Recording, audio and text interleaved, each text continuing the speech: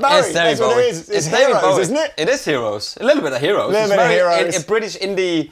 British. Fair play. Pop, This is, isn't it? honestly, this is the best part of doing this job because literally 10 minutes ago we sat up here, we got, what do you do with a Jag-Stang, a J Mascis crazy looking Tele and a Tash Sultana Strat? I don't know. And then we listened to a little bit of Dinosaur Jr. and Pete's like, what about this? And layer up 3 or 4 tracks on a looper and all of a sudden we've got a song. We got this. Here's the drums. Here we go. Here's the bass.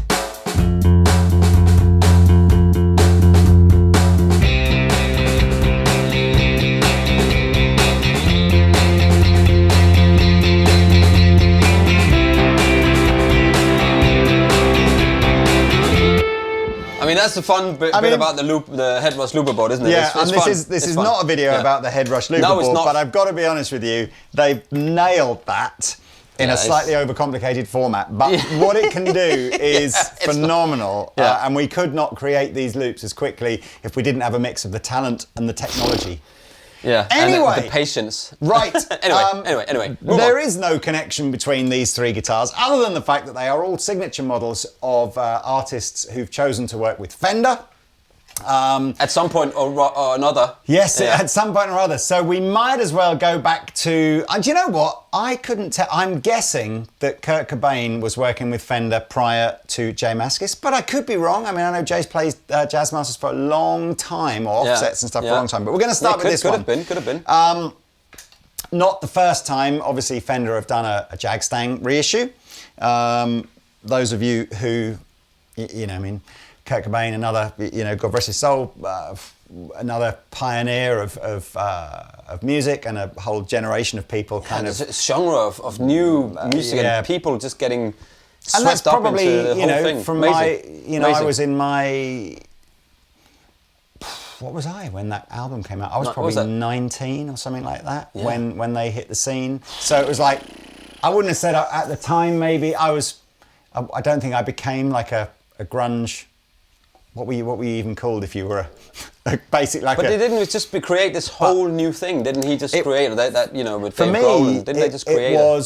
For me, it was of the time you'd just gone through the 80s of guitar music. I think becoming bigger and more epic and bigger and more epic and bigger solos. A lot of stereo guitars and chorus everywhere and keyboards over it and layered and produced and you know in a way that. You know, I kind of looking back now, I really liked as well. But then there was this huge, and it was interesting how both sides of the Atlantic, the grunge thing and the Britpop thing, kind of simultaneously did this. Like, you don't have to be a guitar virtuoso to write incredible music. You just have to have the music in you. Heart and attitude and just play a chord. Speaking of, I did an interview with Dave Friedman of Friedman Amplifiers, and he talks about working in a studio in LA. This is before he, you know, was fixing on wadding amps or anything like that. And he said he remembers this guy walking into the studio, literally dragging his guitar along the floor behind him, you know, big hair, you know, not big hair, but you know, like long hair, dirty hair, attitude coming out of him and just going, that was basically when I first ever met Kurt Cobain. And it was like, crazy. Even now I just think it's just another one of those kind of, you know, how much more music did he have to give, and what a crying shame that, you know, he chose to end it. You know, everything happens for a reason, man. There's a reason why, sadly, whether it's bad or good, everything happens for a reason. So this is a Jag-Stang, all right? And, you know, and of course it's reasonably well documented that this was basically, you know, Kurt scribbling and picking, you know, drawing combinations of his favourite 2 guitars, the Jaguar and the Mustang, taking it to Fender and kind of going, you know, can we do something here? Yeah. Kind of sad that I think he only actually played the finished version of this for maybe not even a year. It's not many. But hey ho, pictures, isn't there? So we've got this quite unique looking guitar, obviously a shorter scale than normal. Single coil, humbucker, switches here to, you know, kind of turn them on and off and use them in different modes. Mustang style bridge and tailpiece, very small body guitar, and you know, two different colours at the moment. So this is the latest sort of Mexican reissue. Yeah. So it's Did they do one in Japan or at some point? Yeah, they've done a few, I think. Yeah. So we've got now like a Vintera style build. So if you're familiar with those, so you've got the lacquered neck, thin rosewood board, slab style board, small body, the cool looking kind of 70s vibe headstock. We haven't put the tremolo arm in, but basically the trem arm will just rock this kind of bar backwards and forwards. And I don't think he had his trem arm in, did he? It didn't look like it on the pictures. I don't think so either. Maybe he just wiggled the whole thing around. So I've got some, what have I got here noise-wise, right? If I want to hear, in fact, let's turn the pedals off for a minute. Yes. I was using loads of pedals in that intro jam. Single coil at the front. Got that very snappy Jaguar vibe of where you can almost, I think it's audible that the scale length is shorter. It has a different, it feels like maybe. It sounds, I think, like there's less tension in the string. It's a bit flappier. Yeah. Flappier. So you turn the pickups on and off if each pickup? Middle position is off. So we've got no sound. Yeah. And then forward and backwards here are just which way round the pickup is wired. So in isolation, it doesn't really make a great deal of difference. But when you then combine it with the other pickup, depending on which way around it's wired, it will sound different. Humbucker.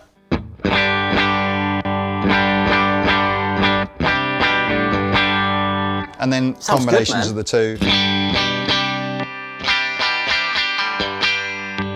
So you got that heavy kind of cancellation effect there because they're wired probably back to front. That also happens if you say something people don't like, that you get heavily cancelled. You just get heavily cancelled, yeah. And then what do I go for? If I'm going for something I feel a bit more dirty, I've got this Pogo Zenray here, which is a slightly more fuzzy, dirty tone, and then I usually stack it with something like a Lightspeed.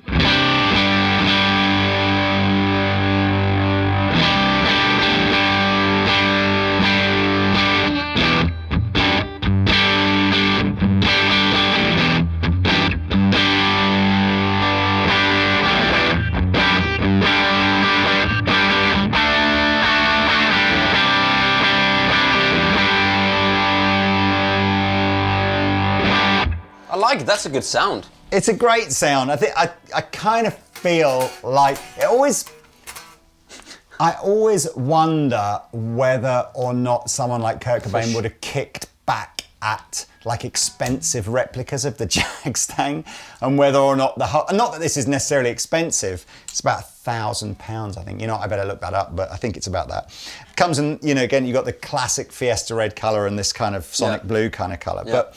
Yeah, you know, he's just like a whole line of guitar players that, you know, what would Hendrix have done? What would Jim Morrison have done? You know, all these people, it's crazy. Yeah, 27. We'll never know. We'll never know what and maybe that's been. the mystique and the mystery. But you see, Dave Grohl went on to do Foo Fighters, you know, so you'll say, you know, that he's created another whole thing of a whole another thing for new people to get onto. This is a completely different music from what they did in Nirvana, you know. Yeah. And so everything happens for a reason, sadly. Deep, man. It's okay. Deep. So Jay Mascis, Dinosaur Jr. guitar player, normally known for playing jazz masters, right?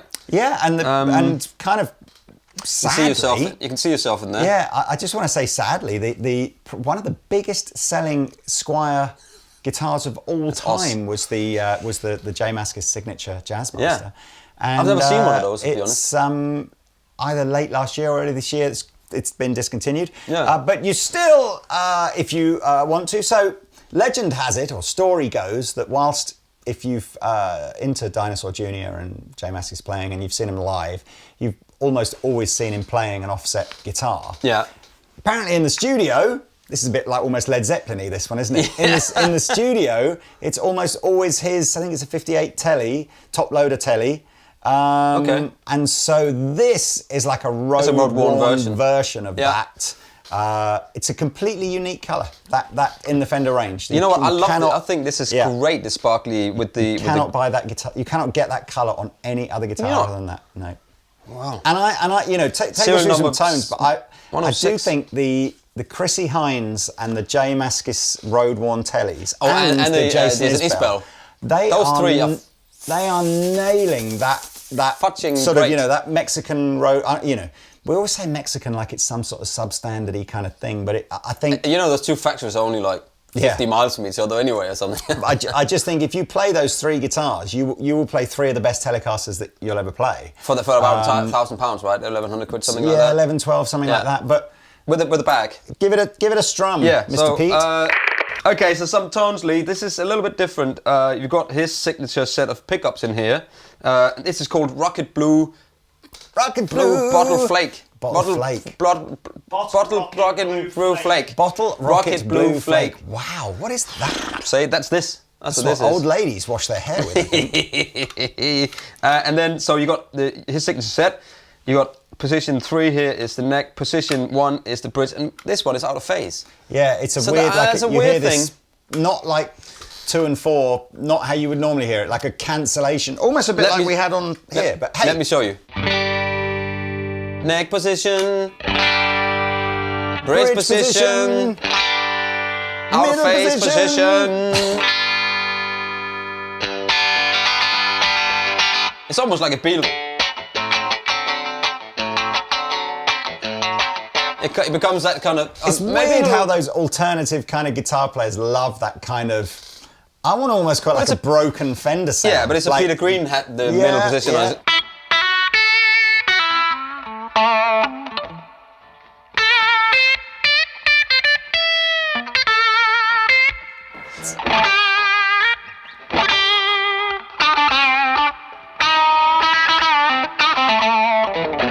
You know, it's got that. There is something to say when you're doing.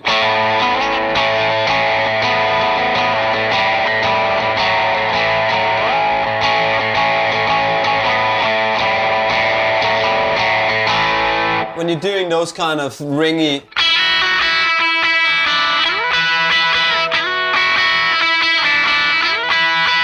You know, I think that kind of Dinosaur Jr., maybe those kind of little. Sometimes it's about just having a sound that's different to other sounds. Yeah. So it's just. Yeah, it's nice. And if he never uses the middle position anyway, why not put? You know, it's his signature. He's allowed to put that here. I never used the two pickups together. I love this sound, and I love this sound, but I don't like the middle position of the Telecaster, so I want that sound.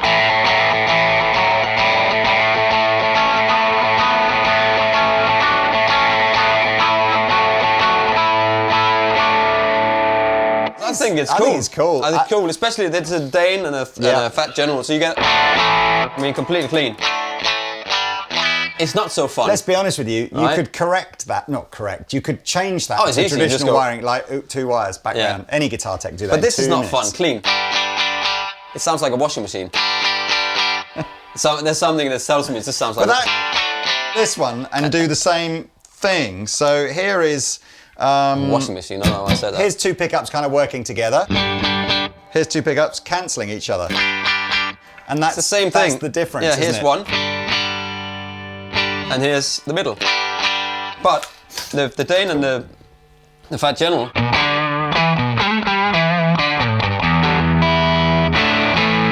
Just as a neck pickup, that sounds great.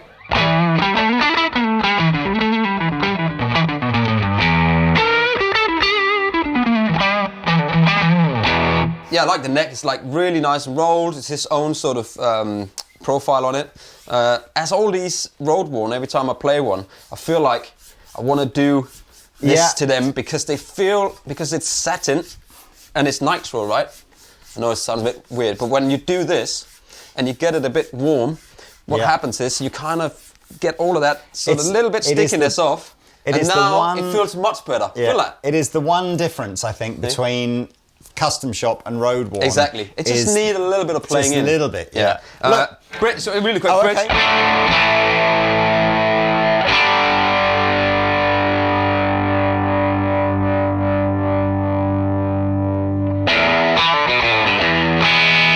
I really like this. Well Yeah. done, Fender and Jay. So again, our last guitar, and again, these are all unrelated. Tash Sultana is an Australian Artist. singer-songwriter, Yeah. guitar player, singer.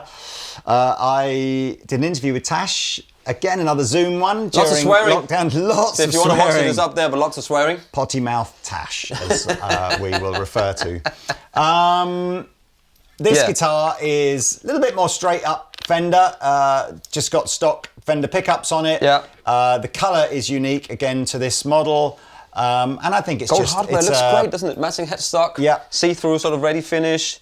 I think little logo there. Smoking a Fender smoking a approach. joke. Yeah, Fender approached Tash.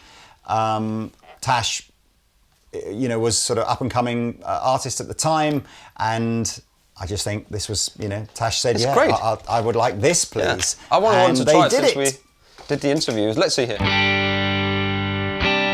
Sounds like a Strat, you would expect that.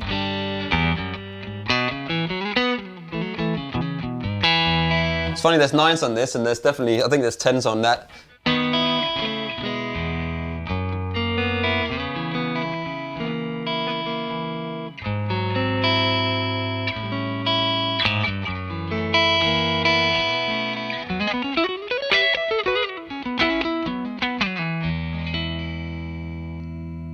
Position 4.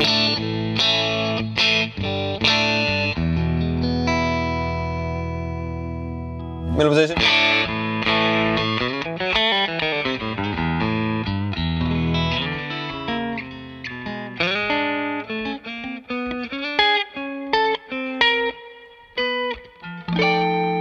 And then you got the humbucker. I don't think there's any splitty. No, it's all straight up. Yeah. Middle position and the bridge. Sounds like it splits that.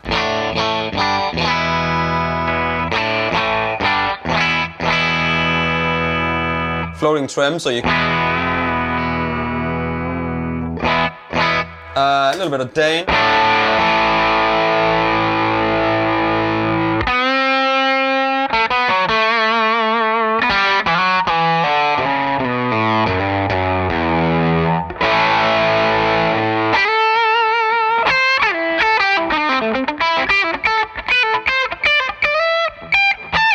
Neck.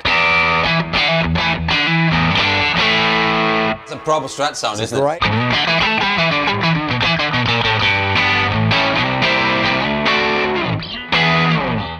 It's position 4.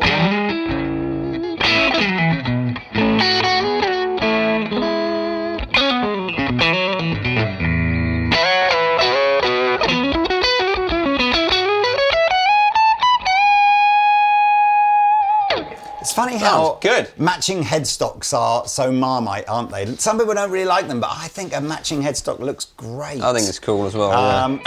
If you're Sorry, if you're not, I'm not done yet. Oh, I'm not so done yet. sorry. I'm now in position 4. Yeah. Okay. Hang on.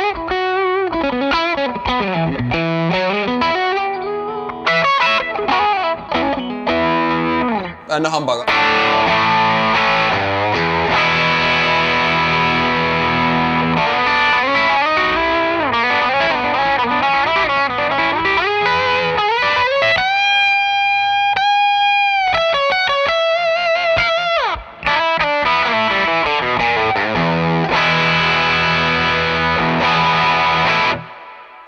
Lovely guitar. So there you really go. easy to play. Satin finished neck Yep. here, gold everywhere, and lovely. and Tash is worth Lovely. a listen as well. Absolutely. One of those sickeningly talented people that can play all the musical Yeah. instruments. It does it all. Yes. On stage and everything's good. But there we go. So Pete, let's jam out. I want to use the J Mascis because I think I will that's do that cool. one then. All right, and then why don't you do half and half between? I'll do half and half, Go okay. a little bit Kurt, little bit.